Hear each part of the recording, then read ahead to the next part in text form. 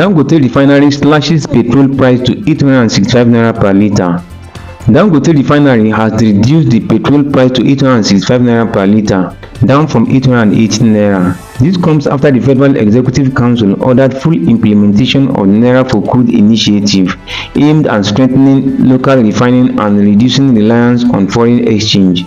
The initiative, involving the federal government, NNPCL and Dangote Refinery, is a long-term policy, not a short-term measure. It concluded its fourth phase on March 34, 2025, and stakeholders reaffirmed their commitment to its continuation.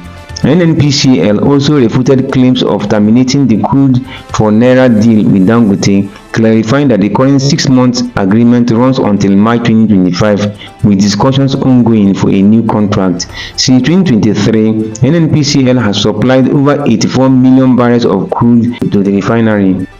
Litre Petrol breaks down in Kogi forest. Passengers trek for hours to safety. A Nigerian commuter traveling to Abuja experienced a terrifying ordeal when his train broke down in a remote forest area of Kogi State, known for lacking mobile network coverage and being frequented by armed herders. With no clear repair timeline, he and fellow passengers trekked for hours through the forest to reach safety. Surprisingly, local Fulani herders assisted them with kindness and guidance. The traveler, activist scholar Edupai, criticized Nigerian transport system, citing unreliable flights, unsafe routes, and now train failures, while urging the government to improve infrastructure and passenger safety.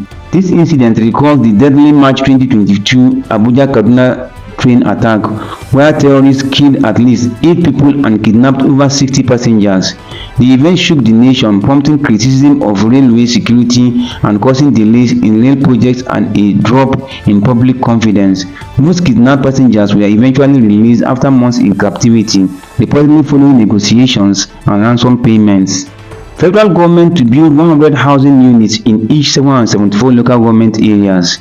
The Minister of Housing and Urban Development, Architect Ahmed Musa Dangiwa, announced that President Bola Tinubu will soon launch the Renewed Hope Social Housing Program to address Nigeria's housing needs, especially for low-income earners, the unemployed, and vulnerable groups, including IDPs. Key highlights of the program: Goal: provide affordable housing across all income levels. Scope: 100 housing units in each of Nigeria's 774 local government areas, totaling 777,400 units, to be completed within a year. Funding through the Renewed Hope Infrastructure Development Fund. Allocation: 80% of homes to be sold to locals who earn a living wage, with payment plans tied to 1/3 of monthly income, e.g. 30,000 naira earners pay 10,000 naira per month.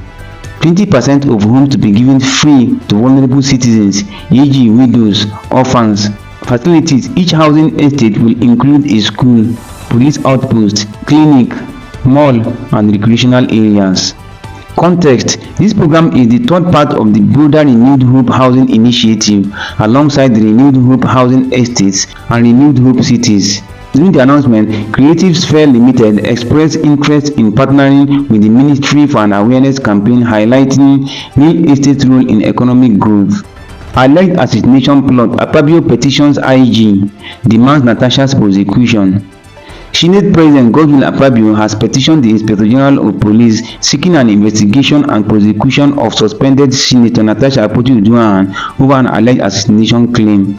In a letter dated April 4, 2025, Akpabio denied Akpotiuduahan's accusation that he ordered former and current Kogi State governors to assassinate her. He labeled the allegation as false, politically motivated, and intended to defame him and incite unrest. Akpabio urged law enforcement to take swift action, citing the damaging impact of the widely publicized claim and calling for her prosecution for criminal defamation and incitement. Presidency withdraws list of appointees, cites errors. The Presidency has retracted the list of appointees it released earlier today due to errors. Sunday Dare, the special advisor to President Bola Tinubu on Information and Strategy, apologized on X, stating that an updated list will be provided.